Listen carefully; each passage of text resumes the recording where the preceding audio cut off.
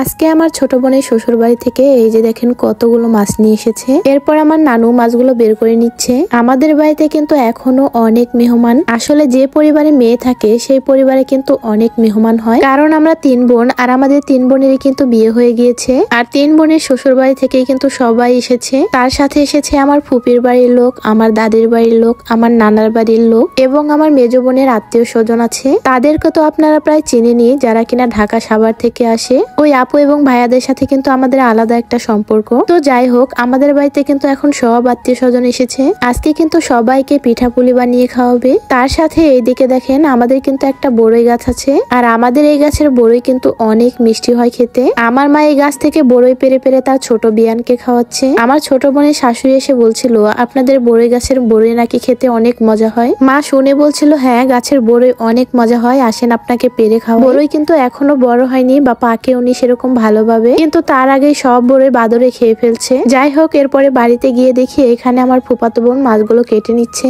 আজকে এই মাছগুলো রান্না করা হবে, সাথে কিন্তু কিছু মাংসও রান্না করা হবে। আর বাড়িতে সারাদিন ভর শুধু পিঠাই বানানো হচ্ছে আজকে। আমার মা প্রত্যেক বছর শীতকালে এই দিনে সব মেহমানদেরকে দাওয়াত করে পিঠাপুলি খাওয়ায়। সব আত্মীয় স্বজনকে দাওয়াত করে শীতের পিঠা খাওয়ানোর জন্য। সব মানুষদেরকে বছরে একবার করে হলেও সব মেহমানদেরকে দাওয়াত করে খাওয়ানো উচিত, তাহলে কিন্তু আত্মীয় স্বজনদের সাথে ভালো একটা সম্পর্ক হয়। এই যে দেখেন শীতকালে দুধের পিঠা বানাচ্ছে। শীতকালে এই পিঠাটাই কিন্তু সবাই অনেক বেশি পছন্দ করে খেতে। সেই সকাল থেকে শুধু পিঠাই বানাচ্ছে সবার জন্য। আমার মাকে কিন্তু আমার ফুপি, আমার নানুরা সবাই হেল্প করছে, তা না হলে আমার মা একা একা এত কিছু করতেই পারতো না। আমরা যখন 3 বোন একসাথে আমার বাবার বাড়িতে আসি তখন আমাদের বাড়িটা একদম ভরে যায়। আবার যখন বাবার বাড়ি থেকে চলে যাই তখন কিন্তু বাবার বাড়িটা একদম ফাঁকা হয়ে যায়। সবাই রান্না বান্না নিয়ে ব্যস্ত আছে, আর আমি এইদিকে দেখেন পুতুলকে নিয়ে ব্যস্ত আছি। এই পুতুলটা হচ্ছে আমার ফুফাতো বোনের মেয়ে, আমাদের সবার আদরের একটা মাত্র রাজকন্যা। তো ওর জন্য আমি 2টা ড্রেস অর্ডার করেছিলাম।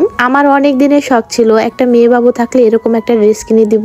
আমার নিজের মেয়ে বাবু নেই তো কি হয়েছে, আমার বোনের তো আছে। ভিডিওতে আমি অনেকেরই দেখেছি এরকম সুন্দর সুন্দর ড্রেস পরায় ক্যাপ সহ, দেখে তো আমারও অনেক শখ লাগে। ইস, আমার যদি এরকম একটা মেয়ে হতো তাহলে আমিও এমন ড্রেস কিনে দিতাম। অনেক বছর পরে আমার ফুফাতো বোন এসেছে তার মেয়েকে নিয়ে। আমি আর দেরি করিনি, পরে আমি এই সুন্দর সুন্দর 2টা ড্রেস কিনে দিয়েছি। আমি তো ভেবেই পাচ্ছি না কোনটা রেখে কোনটা পরাবো। এখন 2টা ড্রেসই অনেক বেশি সুন্দর। আমার বোনের কিন্তু 2টা ছেলের পরে এই একটা মেয়ে হয়েছে, অনেক শখের মেয়ে বলতে পারেন এটা। আরে দেখো দেখো, ড্রেসটা পরানোর পরে কত খুশি হয়েছে আমার মামুনিটা। ড্রেসের সাথে কিন্তু 2টা জুতাও আছে, অনেক কিউট ম্যাচিং করা। মাশাআল্লাহ, ওকে দেখতে কিন্তু একদম পুতুলের মতো লাগছে। গুড্ডু সোনার মা ওকে জুতা পরিয়ে দিচ্ছিল। এই যে দেখেন জুতা দুটো কি সুন্দর। আমি আর গুড্ডুর মা যখন একসাথে প্রেগনেন্ট ছিলাম তখন আমরা আশা করতাম যে আমাদের মেয়ে বাবু হবে, কারণ আমাদের অনেক আগে থেকে একটা মেয়ে বাবুর শখ ছিল। কিন্তু কি আর করার, আমাদের 2 বোনেরই ছেলে বাবু হয়েছে। যাই হোক, আমাদের মামুনিটাকে নিয়ে আসলাম কয়েকটা ছবি তোলার জন্য বাহিরে। একদম পুতুলের মতো লাগছে, সবাই কিন্তু মাশাআল্লাহ বলে দিবে। আমার ফুফাতো বোনেরও অনেক বেশি শখ ছিল শুরু থেকেই একটা মেয়ে বাবুর, কিন্তু শুরুতেই ওর 2টা ছেলে হয়েছিল। 2টা ছেলের পরে এই মেয়েটা হয়েছে। তারপরেও নিজের জীবনের একটা ঝুঁকি নেওয়ার পরে এই মেয়েটা হয়েছে। অনেক সাধনার এবং অনেক শখের মেয়ে বলতে পারেন। আমার ফুফাতো বোনের এই বাবুটা হতে গিয়ে সিজার হয়ে 3 মাস হসপিটালে ভর্তি ছিল।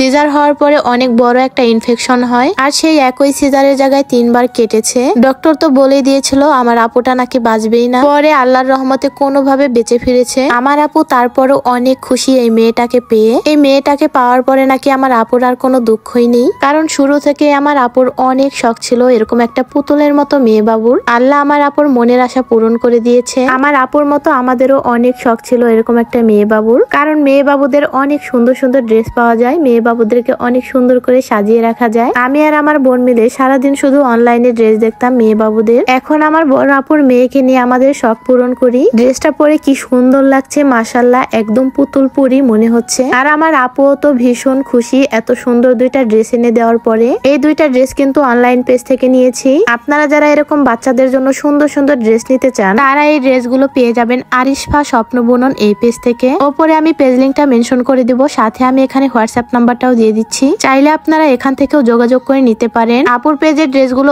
অনেক সুন্দর এবং অনেক ভালো। আর যে আপুরা আছেন আমাকে অনেক বেশি ভালোবাসেন, অনেক বেশি পছন্দ করেন, তারা আমার পেজে ঢুকে দেখবেন এইখানে রেকমেন্ডেশন একটা অপশন আছে, এইখানে গিয়ে চাপ দিবেন রিভিউতে। এরপরে দেখবেন এখানে ইয়েস এবং নো দেওয়া আছে, আর আপনারা সবাই ইয়েস এ দিবেন। ইয়েস এ দেওয়ার পরে এরকম কমেন্ট লেখার জন্য একটা অপশন আসবে, আর এখানে গিয়ে আপনারা সবাই অনেক ভালো ভালো কমেন্ট করবেন। করবেন। আপু তোমাকে অনেক ভালো লাগে, তোমার ভিডিও ভালো লাগে। আপনারা যারা এই ধরনের কমেন্ট করবেন তাদের সবার কমেন্টের রিপ্লাই আমি দিব, আর তাদের পেজে গিয়ে আমি সবার ভিডিওতে লাইক করব, কমেন্ট করব, আর এভাবেই আপনাদের সবাইকে আমি সাপোর্ট করব। এরপরে আপনারা লিখে শেয়ার অপশনে চাপ দিবেন আর আমি সবাইকে রিপ্লাই দিয়ে দিব ইনশাল্লাহ। যাই হোক, এরপরে দেখেন আমাদের বাড়ির সব পিঠা বানানো শেষ হয়ে গিয়েছে, আর আমরা কিন্তু এই পিঠাগুলো আগের দিন বানিয়ে পরের দিন সকালবেলায় খাই, কারণ সারা রাত ভর এই পিঠাগুলো অনেক ভালোভাবে ভিজে নরম হয়। আর সকালবেলায় কনকনে শীতের মধ্যে এরকম মিষ্টি রোদের মধ্যে বসে ঠান্ডা ঠান্ডা পিঠা খেতে কিন্তু অনেক ভালো লাগে। এই পিঠাকে কিন্তু আমরা দুধ চিতই পিঠা বলে থাকি। আপনারা কে কি নাম বলে থাকেন সবাই কিন্তু কমেন্ট করে বলবেন।